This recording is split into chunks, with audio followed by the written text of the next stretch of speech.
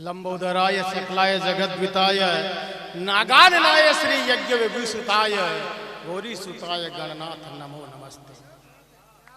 नहीं कोई क्या बात नहीं, गणेश जी का मंदिर इसलिए बोलना पड़ता है। बाकी क्या बात वाली क्या बात इसमें। और अगर हम हो, अब मैं एक मानता हूँ अपन हिंदुस्तान के आदमी, हिंदुस्तान के नागरिक होकर के अगर गणेश जी की वंदना नहीं करेंगे तो क्या पाकिस्तान वाला के थोड़ी करेंगे। मैं चाहता हूं कि गणेश जी के सम्मान में एक बार पूरा सदन जोरदार तालियां बजाए।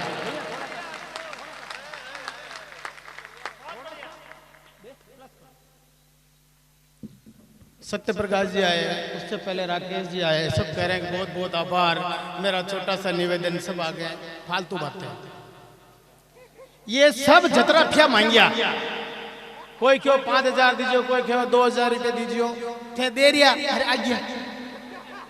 और मैं तो कह रहा हूँ कोरोना का दौर चल रहा है, साहब सही कह रहा हूँ, कोरोना का दौर चल रहा है आजकल। आप फोकट में कोई आपको लाडू बाटी जिमावे तो ही तैयार हम तो। गणेश चतुर्थी के पाठ मारने की जरूरत कौन, आप तो रोज ही बोलो। मैं चाहता हूं कि मैं एक अद्भुत शुरुआत आपने की, एक अद्भुत कवि भी हमारे बीच आपने बुलाया। मैं चाहता हूं कि एक अद्भुत कार्यक्रम की शुरुआत अद्भुत तरीके से हमको करनी चाहिए। मैं चाहता हूं कि ज्यादा कुछ नहीं करें, बस इतना करें कि जहां बात आपको समझ में आ जाए, आपको लगे कि यार तालियां बनती तो तालियां बजा दे। अगर आपको लगे कि यार नहीं कोई ढंग की बात की, एक ठहाका बनता है तो दिल खोल के हंस लेना। हमको लगेगा कि भाई आप बस मन से सुन रहे हैं और कुछ नहीं, बाकी आपके चेहरे दिखने का काम ही नहीं है। कारण क्या है, लाइट इतनी बढ़िया लगी हुई मेरे सामने कि मेरी शक्ल भले आपको दिख रही होगी, बाकी मन यही लाग रहा है सब डिस्टेंबर की बाल्टियां। हकीकत बता रहा हूं भैया, थोड़ा सा इधर घुमा ले, और मेरी शक्ल वैसे भी कोई इतनी ढंग की नहीं है, मतलब तो कुछ है नहीं इससे। हाँ अरे वैसे ही कोई दिख रहा है। ये चेहरे बड़े प्यारे प्यारे चेहरे हमको दिखाई देने चाहिए। आप बड़ी मस्ती लेंगे रात भर, हम चाहेंगे कि आनंद की अनुभूति हम करें। और भरणी कलम यार गजब, भजिया फैली तेल चाट रही है, बात समझ में आवे तो तालियां देना। मैं पीछे जो मेरे कुछ लोग युवा मित्र खड़े हैं, भाई साहब बैठ जाओ आप भी। हाँ बैठ जाओ, कोई मतलब कौन होगा, ज्यादा ऊपर रहे हो पक दूंगी थोड़ी देर में।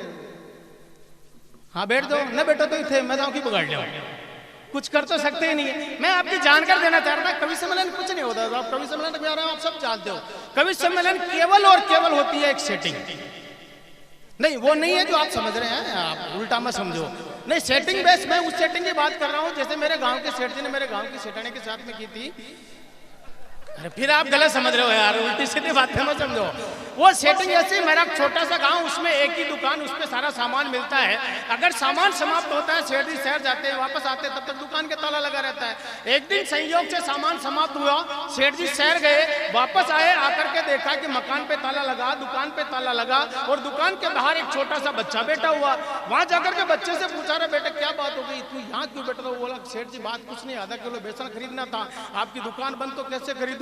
सेठ जी ने पता लगाया कि यार दोनों जगह ताला लगा के आखिर मेरी पत्नी गई कहां, तो उनको पता लगा कि पड़ोस में महिलाएं गीत गा रही, उनकी पत्नी वहां गीत गाने के लिए गई हुई है। सेठ जी पड़ोस के मकान में चले गए, वहां जाकर के देखा महिलाएं मस्ती में गीत गा रही है। सेठ जी ने दीवार की वो दरवाजे को खड़ा होकर के आवाज लगाई, सेठानी चाबी कहाँ है?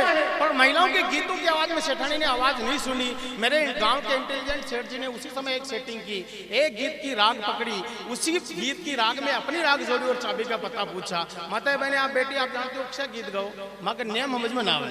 वो गीत चल रहा था कि आओ पतरा बैठो मारे द्वारे रे, पतरे चौबारा खेलो सा।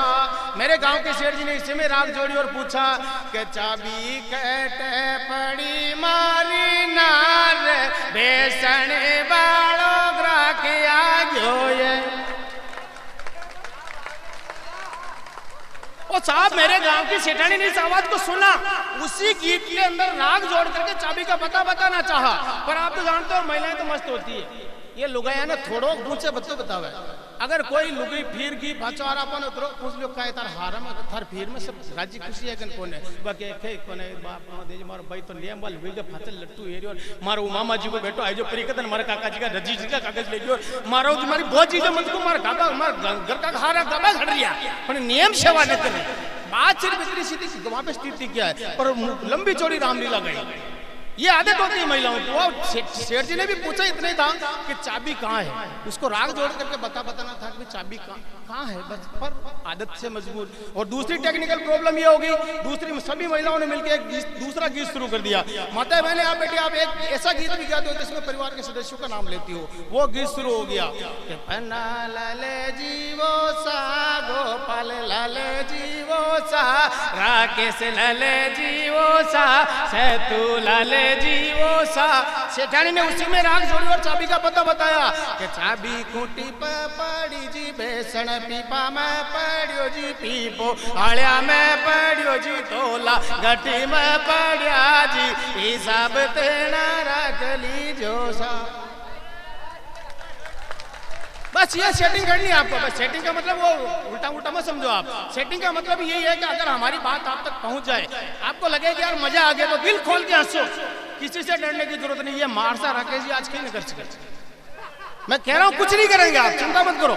ये डंडा पकड़ी स्कूल में खाला अपनी सबने मुर्गा बड़ा मार कूट दे, आज खींच नहीं कर सके। इसलिए रात भर खूब दिल खोल के हंसना, आनंद लेना। पर मैं चाहता हूं कि एक संस्कारों का मंच है, गणेश जी का दरबार है, क्यों ना इनकी पूजा होनी चाहिए, माँ शारदा की पूजा होनी चाहिए। और आप सब हिंदू संस्कृति के लोग, आप सब जानते हैं कि परिवार में पूजा करने का अधिकार या तो परिवार के सबसे बड़े बेटे को होता है या सबसे छोटे बेटे को होता है। परिवार का सबसे बड़ा बेटा हमारे बीच उपस्थित है और सबसे छोटा बेटा आपके सामने अभी बकवास कर ही रहा है।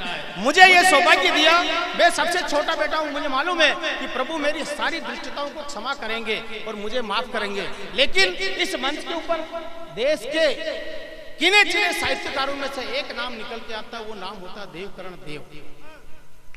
मैं चाहता हूं कि ऐसे विशिष्ट साहित्यकार के मुंह से मां सरस्वती की वंदना आज सबके समक्ष प्रस्तुत हो जाए और मां की वंदना एक अद्भुत हो जाए। अद्भुत कार्यक्रम में अद्भुत वंदना होनी चाहिए। और आपकी जानकारी के लिए यह भी बता दूं, आदरणीय देवकरण जी देव की वो वंदना है जिसके लिए देश के बड़े बड़े कवि, यहाँ तक कि सुरेंद्र जी दुबे, डॉक्टर कीर्ति काले, बुद्धि प्रकाश जी दाजी, ये बड़े बड़े कवि, बड़े बड़े भी ये कहते हैं कि राजस्थानी भाषा में अगर सबसे श्रेष्ठ वंदना अगर किसी ने लिखी है तो वो आदरणीय देवकरण जी देव ने लिखी है।